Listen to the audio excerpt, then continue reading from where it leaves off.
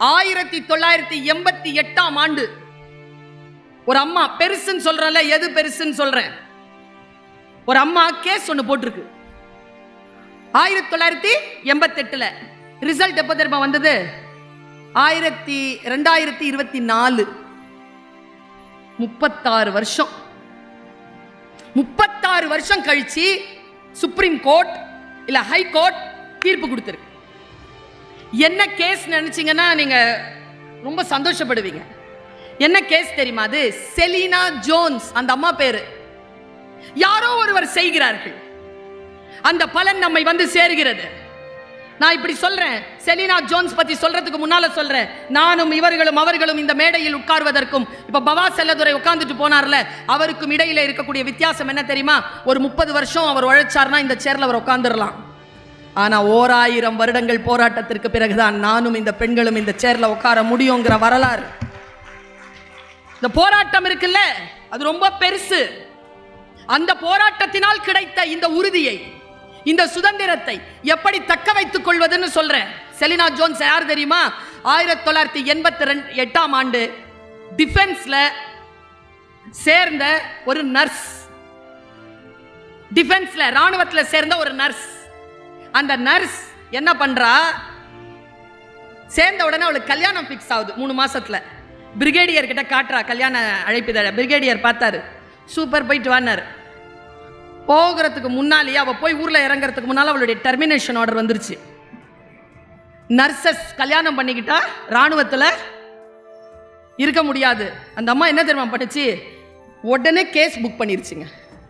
அந்த கேஸ் நடந்து 36 வருஷத்துக்கு அப்புறமா தீர்ப்பு வந்திருக்குது.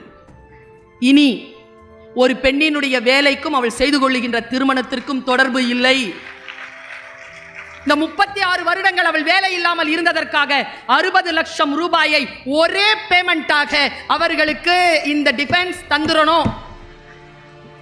நான் எங்க தெரியுமா நிக்கிறேன்? அவள் பெற்று தந்திருக்கிறாள் ஒரு வார்த்தையை நமக்கு. ஆனா அந்த பெண்ணை பற்றி நான் யோசிக்கிறேன்.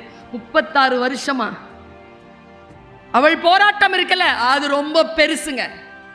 கிடைத்த பரிசை விட பெருசு அவளுடைய போராட்டம். இப்ப இந்த வயசுல அந்த 60 லட்சம் ரூபாய் வச்சுட்டு என்னங்க பண்ண முடியும்? ஒரு ஐஸ்கிரீம் வாங்கி சாப்பிட முடியுமா? எல்லாம் கூட இருக்கிறவங்க சாப்பிட்டு போவாங்க. வாழ்க்கை சில விஷயங்களை நீங்கள் விதைகளாக மாற்றுகின்ற பொழுதுதான் உங்களுக்கு சில விஷயம் கிடைக்குது. சுதந்திரம் அப்படிங்கிற ஒரு விஷயத்தை இதை விட சிறப்பா சொல்லிட முடியாது அப்படிங்கிற அளவுக்கு அந்த பெரிய உணர்வு இருக்குல்ல, அந்த பெரிய உணர்வை நான் சொல்றேன். எங்க ஐயா, நான் ஒரு காலேஜ்ல வேலை செய்யறேன். அந்த காலேஜ் சென்னையில் இருக்கு. ஜஸ்டிஸ் பஷீர் அஹமத் சயீத் அப்படின்ற ஒருத்தர் அந்த காலேஜை தொடங்கி வச்சிருக்காரு. அந்த மாதிரி நிறைய கதைகள் இருக்கு. ஏன் வரலாறு அது. அந்த காலேஜ்ல வேலை செய்யறேன்ல, அந்த ஜஸ்டிஸ் பஷீர் அஹமத் சயீத் பெண்களுக்காக ஒரு கல்லூரி நிர்மாணம் செய்ய வேண்டும்னு சொல்லும் பொழுது, நியூ காலேஜ் அப்பதான் வந்துகிட்டு இருக்கு, 1951. அவர் வெளியேறாருங்க. பெண்களுக்கெல்லாம் கல்லூரி கிடையாதுன்னு சொன்ன உடனே போர்ட் மீட்டிங்ல இருந்து வெளியில வர்றாரு. முயற்சி செய்து உலகமெல்லாம் சுற்றி 10 ரூபாய் 5 ரூபாய்னு கலெக்ட் பண்ணி தேனாம்பேட்டையில் ஒரு காலேஜை நிர்மாணிக்கிறாருங்க. 70 வருஷம் அது. அங்கதான் நான் வேலை செய்யறேன். ஜவஹர்லால் நேரு கல்லெடுத்து வச்சிருக்கார். அந்த காலேஜ்க்கு இப்போ சமீபத்தில் கூட A++ வாங்கணும். முதலமைச்சர் வந்து பாராட்டிட்டு போனார். பெண்கள் கல்லூரி தான், வெறும் பெண்கள் மட்டும்தான். நாங்கள் சாதித்திருக்கிறோம் என்றால் யாரோ ஒருவர் அதற்கு தூண்டுகோலாக இருந்திருக்காங்கல்ல. எங்களுக்கு தலைவராக இருக்கிற ஒருத்தர், அவர் பேர் மூசா ரஸா. யாருக்கும் நிறைய பேருக்கு தெரியாது. ஜம்மு அண்ட் காஷ்மீர்ல முதன்மை அலுவலராக இருந்தவர், சீஃப் செக்ரட்டரி. ஆனா அது என்ன ஒரு மேட்டர் தெரியுமா? பாபரி மஸ்ஜித் விழுந்ததில்ல, அந்த டைம்ல கலவரம் நடந்த பொழுது பல உயிர் சேதங்கள் இல்லாமல் காப்பாற்றியதனால் அவர் பத்மபூஷன் என்கின்ற அவார்டு அவருக்கு கிடைச்சது. மிகச்சிறந்த நேர்மையான ஒரு அதிகாரி அவர். அவர் ஒரு புக் எழுதினாருங்க. ரொம்ப அழகா எழுதுவார். அவருக்கு பெரிய ஃபேன் கிளப் இருக்கு. ஆனா உருதுல தான் எழுதுவார், இங்கிலீஷ்ல தான் எழுதுவார், தமிழ் தெரியாதவருக்கு. அந்த புத்தகத்தை நான் படிக்கிறேங்க. ஆஹா, என் மனசுல எங்கேயோ இருந்த ஒரு கதவு திறக்குது. உங்களுக்கு திறக்குதான்னு பாருங்க. கல்வி அதைத்தான் செய்யும், கற்றல் அதைத்தான் செய்யும். கத்துக்கோங்க, சொற்களை தவற விடாம கத்துக்கோங்க. அப்படி கத்துக்கிட்டீங்கன்னா என்ன நடக்கும் தெரியுமா? பெண்களே, 2 வரி இருக்குல்ல, நடுவுல கேப் இருக்குல்ல, அதுலயும் ஒரு வரி ஓடுதுன்றது தெரியும். 2 வேர்ட்ஸ் இருக்குல்ல, அதில் ஒரு கேப் இருக்குல்ல, அந்த கேப் இல்லை, அதுலேயும் வேர்ட்ஸ் இருக்குன்னு தெரியும். நிறைய படிக்கின்றவர்களுக்குத்தான் சில விஷயங்கள் முன்னால் இருக்கின்றது என்ன என்பது புரிந்து போகிறது. இப்போதான் நான் அந்த விழுப்புரத்தில் சொன்னேன். அதை நம்ம எல்லாரும் படிக்கணும்னு பேசினேன். பெரிய விஷயம் படிக்கிறது. நன் இளைஞர்கள் நிறைய பேர் இருக்கிறீங்க, படிக்கிறதுல சுணக்கம் காட்டுகிறீர்கள். வேண்டாம், படித்துக் கொள்ளுங்கள். ஏன் படிக்கணும் தெரியுமா பாப்பா? கீழே ஒரு பேப்பர் இருக்குன்னு வச்சுக்கோ. அந்த பேப்பரில் சமஸ்கிருதத்திலையோ அரபிலையோ ஏதோ எழுதி போட்டிருக்காங்க, ஹீப்ரு மொழியிலையோ ஏதோ எழுதி போட்டிருக்காங்க. கால் பட்டுருச்சு, என்ன பண்ணுவோம்? சமஸ்கிருதம் படிக்கிறவங்க காலில் பட்டுருச்சுன்னா, அரபி கெட்ட வார்த்தை எழுதி போட்டிருக்கு,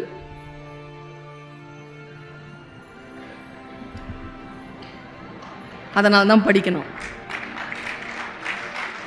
சாமி கும்பிட்றதுக்காக இல்லை, புக்கு படிக்கிறதுக்காக. படிச்சாதான் எதெல்லாம் படிக்க கூடாதுங்கிறது தெரியணும், அதுக்காக படிக்கணும். எதையெல்லாம் படிக்கணும்னு தெரியணும், அதனால படிக்கணும். அவர் ஒரு புத்தகம் எழுதியிருக்காரு, நான் உங்க எல்லாருக்கும் சொல்றேன். நீங்க இந்த சேவல் சண்டை பார்த்திருக்கீங்களா? பார்த்திருக்கியா பாப்பா? சேவல் சண்டை ஒரு படம் கூட வந்துச்சு.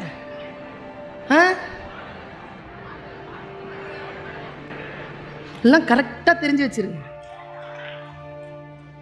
இஸ்ரோன்னு ஒரு அமைப்பு இருக்கு. இந்த டைரக்டர் பேர் என்னப்பா? சரி விடுங்க. லியோ படம் வந்துச்சு, அது டைரக்டர் பேரு. ஜெயிலர் படம் டைரக்டர். இஸ்ரோ இயக்கத்தினுடைய டைரக்டர் சோம்நாத்னு தெரியாது, ஆனா இவங்க பேர்லாம் தெரியும். இப்ப சொல்லிட்டு போறேன், இந்த ஆசிரியரை சொல்லிட்டு போறேன். நீங்க படம் பேர் சொன்ன உடனே ஒரு டைரக்டர் பேர் சொன்னீங்கல்ல, அது தெரிஞ்சு வச்சுட்டு இருந்தா என்ன நடக்கும்னா அவங்க நிறைய சம்பாதிப்பாங்க. இப்ப நான் சொன்னல இஸ்ரோ சோம்நாத் சார்னு சொன்னல, அவங்கள பத்தி நாம தெரிஞ்சுக்கிட்டா நாம நிறைய சம்பாதிக்கலாம், நாம நிறைய பெரிய ஆளாகலாம், நாம பயணம் செய்யலாம், நாம பதவியில் உட்காரலாம், நாம எக்ஸாமினேஷன் பாஸ் பண்ணலாம், நமக்கு பல விஷயங்கள் கிடைக்கும். அவங்களுக்கு தான் கிடைக்காது.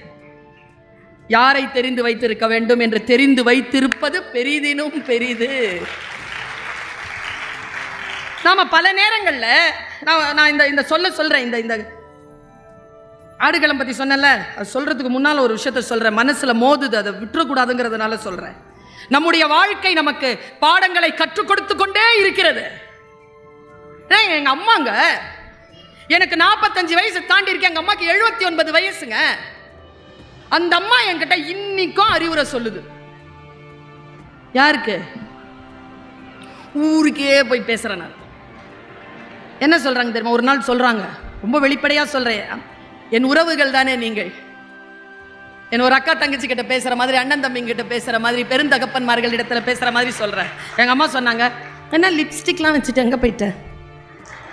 அன்னைக்கு லிப்ஸ்டிக்லாம் வச்சுட்டு அப்படியே கரெக்டா வெளியில கிளம்புறேன். ரெக்கார்டிங்கா? எங்கள் அம்மா இல்லைங்கங்க. இப்போ கூட காரில் வரும்போது யோசி, எங்கள் அம்மா பற்றி யோசிச்சா சின்ன வயசில் என்ன ஃபோட்டோ ஞாபகம் வருது, என்ன முகம் ஞாபகம் வருதுன்னா, இந்த கண்ணை உருட்டிட்டு அப்படி சொல்லல, அதான் ஞாபகம் வருது. இப்போ கூட எங்கள் அம்மா பற்றி அதான் ஞாபகம் வருது. எப்படிங்க வளர்த்துச்சு எங்கள் அம்மாங்க? இன்னைக்கு வளர்க்க முடியும்? அந்த அம்மா நல்ல கடுமையா எங்களை வளர்த்த அந்த அம்மாவுக்கு கண் கலங்குச்சுன்னா இங்க கரையுதுங்க, பதறுதுங்க. இங்க கண் கலங்குச்சுன்னா இங்க பதறுது, கண்ணெல்லாம் கலங்கிருது எனக்கு. நான் முந்தானத்து கண் கலங்கிட்டு உட்காந்துருக்கேன். என் புள்ள வந்தான். What happen? காலைல நல்லா தான் இருந்த.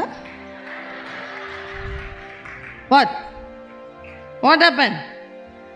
நான் எங்க தெரியுமா, எங்க அம்மாட்ட போயிலாம், எங்க அம்மா கலங்கி உட்காந்த வாட் ஹேப்பன்லாம் கேட்க மாட்டேன். அப்படியே கலங்கி போய் பக்கத்தில் உட்காருவேன். பல நேரங்களில் பக்கத்தில் கூட உட்கார மாட்டேன், தூரமா நிற்பேன். அந்த சோகத்தை கூட டிஸ்டர்ப் பண்ண மாட்டேனா. அவங்க தெளிவானதுக்கு பிறகுதான் கூட போய் என்ன வேணும்னு கேட்பேனே தவிர பயமா இருக்குங்க கிட்ட போறதுக்கு. அம்மாங்க, அதனால் தான் இவ்வளவு பெரிய ஆளுமையாக என்னால் வளர முடிந்தது. என் புள்ள கேட்கிறானே வாட் ஹேப்பன் அப்படி கேட்கிறானே, நான் எங்க கவலைப்படுறேன் தெரியுமா? அவனாவது என்கிட்ட வாட் ஹேப்பன் நல்லா தானே இருந்த, ஏன் அழுவுறன்னு கேட்கறான். அவன் புள்ள அவன்கிட்ட என்ன கேட்கும்? எங்கிருந்து தொடங்குவது? நான் பெரிய விஷயங்களை சொல்லி தருகிறேனே.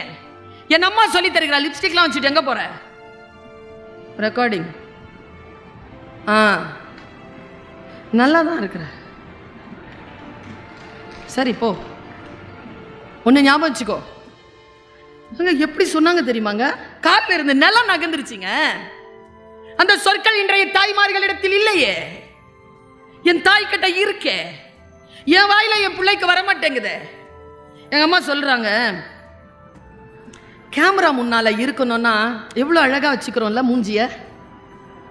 எங்க ப்ரொஃபைல்ல இருக்கிற மாதிரி ரொம்ப அழகும் கிடையாது, நாம ஆதார் கார்டில் இருக்கிற அளவுக்கு மோசமும் கிடையாது. எவ்வளோ அழகான போட்டோவை வச்சிருக்கிறோம். நம்மளை அழகா வச்சுக்கணும் அப்படிங்கிறதுல எவ்வளோ முனைப்பு. எங்க அம்மா சொன்னாங்க, இந்த கேமரா முன்னால வரணும் அப்படின்ன உடனே எவ்வளோ அலங்காரம் பண்ணிக்கிற சுல்தானா. அம்மா சொல்ற ஒரு விஷயத்தை கேட்குறியா? சொல்லுங்கம்மா. உன்னை பர்மனண்டா ஒரு கேமரா பார்த்துக்கிட்டே இருக்கு, அது முன்னால் அழகாயிரு. கடவுள் அது உன்னை பார்த்துக்கிட்டே இருக்கு, 24 hours பார்த்துக்கிட்டு இருக்கு. ஒரு வினாடி கூட உன்னை பார்க்கறது அது நிறுத்தல, அப்படியே பார்த்துக்கிட்டு இருக்கு. இந்த வயதில் என் அம்மா சொல்றேன், நான் செருப்பு போடு, எங்க வீட்டுக்கு வாங்க நீங்க, மீசாப்பேட்டை 43/21 திப்பு தெரு, 2nd floor. செருப்பு போடுற இடத்துல எங்கள் அம்மா ஒரு நிலக்கண்ணாடி வச்சுருக்கோம். ட்ரெஸ் பண்ணிவிட்டு செருப்பு போட்டு போகும்போது அது சொல்லாமல் சொல்கிற விஷயம் என்ன தெரியுமா? பெரிய விஷயம், பெண் குழந்தைகளுக்கு தேவையான விஷயம். நீ வெளியில் போறியே, உன்னை எல்லாரும் எப்படி பார்க்க போகிறாங்க அப்படிங்கிறத முதல்ல நீ பார்த்துட்டு போ. அவ்வளோதான் பண்ணுச்சு எங்கள் அம்மா. வாழ்க்கையில் சில விஷயங்கள் நமக்கு கிடைக்க வேண்டும் என்றால் சில பல புத்தி, அந்த சின்ன விஷயம் வந்துடணும், நமக்கு அது திறந்துடணும், அந்த மொட்டு திறந்துடணும். இந்த ஆடுகளம் விஷயம் இருக்குல்ல, அந்த விஷயம் ரொம்ப பெரிய விஷயம். முடிஞ்சா புரிஞ்சுக்கோங்க. சேவல் சண்டையை இங்க வைக்கிற மாதிரி காஷ்மீர்ல நவாபுகளுக்கு மத்தியில் ஒரு சண்டை நடக்குமா, பறவை சண்டை. மூசா ரசா எழுதுறார், ஒரு பட்டு துணி போட்டுருவாங்களாம். அந்த பட்டு துணி போட்டு 2 நவாபுகள் பட்டு குருவி கொண்டு வருவாங்களாம். அந்த பட்டு குருவி எப்படி இருக்கும்னா, ஒரு குருவி அவ்வளோ லட்சம் ரூபாவாம், குட்டியூண்டா தான் இருக்குமா, அதனுடைய கொண்டை எல்லாம் கலர் கலராக இருக்குமா, அது பட்டு நிறத்தில் இருக்குமா, குட்டி. அதை வச்சுட்டு எல்லாருமே IFS, IRS, IPS கமிஷனர்ஸ் எல்லாருமே சேர்ந்துருப்பாங்களாம் அந்த அந்த மீட்டிங்கில். பௌர்ணமி அன்னைக்கு டின்னர் மீட். இன் 1956 அவர் எழுதுறார், 1956ல எல்லாரும் உட்கார்ந்து பார்ப்பாங்களாம். சுதந்திரம் அப்படிங்கிறத புரிஞ்சுக்கிட்ட ஒரு இடங்க இது. கடத்திட்டு போயிடுறேன், பெரிய விஷயம், புரிஞ்சுக்கோங்க முடிஞ்சா. இளைஞர்கள், பெண்கள் காதுகளில் இலை விரித்து கருத்து விருந்துக்காக காத்து கொண்டிருக்கின்றவர்கள், காது இருக்கின்றவர்கள் கேட்டுக்கொள்ளுங்கள். பைபிள். காது இருக்கிறவங்க கேட்டுக்கோங்க இந்த பாயிண்ட. பட்டு துணி விரிப்பாங்களாம். ஒரு நவாப் வந்து உட்காருவாராம். அவர் ஒரு சின்ன பெட்டி வச்சிருப்பாராம். அந்த பெட்டியை எடுத்து திறந்தா இந்த குருவி வருமா, அப்படி ஜம்ப் பண்ணுமாங்க குருவி. அது ஜம்ப் பண்றதுல சொல்லிடுவாங்களா, இதுதான்டா ஜெயிக்க போகுதுன்னு காசு போடுவாங்க. காலில் ஒரு பட்டு ஒரு நூல் கட்டி வச்சிருப்பாங்களாம். ஒரு நவாப் இப்படி வச்சுட்டு உட்காருவாராம், இன்னொரு நவாப் அதை அப்படி வச்சுட்டு உட்காருவாராம். எல்லாருமே அந்த யார் ஹோஸ்டோ அவருடைய பர்மிஷன் கிடைச்ச உடனே அப்படிங்கிற ஒரு வார்த்தை அப்படி சொன்ன உடனே 2 குருவியை மோதுமா. லட்சக்கணக்கான பெருமதியான ட்ரெயின்டு 2 குருவி ரத்த கலரி ஆகுமாங்க. ஒன்று கொத்தா அவ்வளோ விசில் பறக்குமா, அவ்வளோ கைத்தட்டல், அவ்வளோ காசு விழுமா. இந்த சண்டையை எல்லாரும் பார்த்துட்டே இருப்பாங்கல்ல, அதில் ஒரு குருவி தோத்துருமாங்க, அப்படியே உட்காந்துருமா. ஒரு குருவி இருக்குல்ல, ஜெயிச்ச குருவி இருக்குல்ல, அது ரொம்ப அழகாக இருக்கும். நான் இப்படி சொல்கிறேன், அவர் அப்படி தான் எழுதியிருக்கார். அது என்ன பண்ணுமா, இந்த சின்ன இருக்குல்ல அதனுடைய மூக்கு, அது இப்படி எடுத்து எல்லாரும் இப்படி பார்க்குமா. எல்லாரும் கை தட்டின உடனே அது ஒரு கம்பீரமாக அப்படி நடக்குமாங்க. ஜெயிச்சிருச்சு, அதுக்கு தெரியுது அது ஜெயிச்சிருச்சுன்னு. அது அப்படி போன உடனே அதுக்கு என்ன பரிசு தெரியுமா? ஒரு தங்க கூண்டு இருக்குல்ல, பியோர் கோல்டு, அது கொடுப்பாங்களாம். ஒரு நல்ல ஒரு வெல்வெட் மேலே துணி துண்டு ஒன்று பொத்திடுவாங்களாம். அப்புறமா ஒரு தங்க மாலை குட்டியா அதை கழுத்துக்கு போடுவாங்க. எல்லாத்தையும் வாங்கிக்குமாங்க. அது ட்ரெயின்டு இல்லை, வாங்கிட்டு அப்படி போயிட்டு அப்படி நடக்குமா. நடந்து அந்த கூண்டுக்குள்ளே ஏறி உட்காந்து அப்படி திருப்பி அப்படி உட்காருமாங்க. ட்ரெயின்டு உட்காரும் பொழுது அது கிவி பழம் கொடுப்பாங்களாம், கிவி பண்ணி சாப்பிடுமா. தோத்த குருவி உட்காந்துருக்குல்ல, அதை என்ன பண்ணுவாங்கன்னு எழுதினார், பதறிடுச்சு எனக்கு. அதை என்ன பண்ணுவாங்களாம், அந்த மாஸ்டர் இருக்கார்ல அவருக்கு தண்டனை, அபராதம். அடுத்த வருஷத்தில் 5 வருஷம் அவர் வந்து குருவி சண்டை விட முடியாது. இன்னொன்று, அந்த குருவியை அவர் வீட்டுக்கு எடுத்துகிட்டு போக முடியாது. அவர் என்ன பண்ணுவார்னா அதை எடுத்து பார்ப்பார். அது அது அடிதானே பட்டிருக்கு, அது இப்படி சிலிர்த்துக்கிட்டு இருக்கோம்ல, கொண்டை அறுத்து அப்படி காட்டுவாங்களாம். அது ஜன்னல்ல பறந்து போயிடுமா. மூசா ரஸா அந்த கவிதையை அப்படி முடிக்கிறார். அந்த கதையை ஒரு கவிதை போல் முடிக்கிறார். நான் ஜெயித்த குருவிக்காக சந்தோஷப்படவில்லை, தோத்த குருவிக்காக சந்தோஷப்படுகிறேன். உன் அழகை, உன்னுடைய வாழ்க்கையில் உனக்கு கிடைக்கக்கூடிய வசதிகளை எல்லாவற்றையும் அடமானம் வைத்தும் எல்லாவற்றையும் இழந்தும் பெற்றுக்கொள்ள வேண்டியது சுதந்திரம் மட்டும்தான் என்பதனை இந்த கவிதை, இந்த கதை நமக்கு சொல்லித் தருகிறது. இந்த சுதந்திரம் நமக்கு இருக்குதா?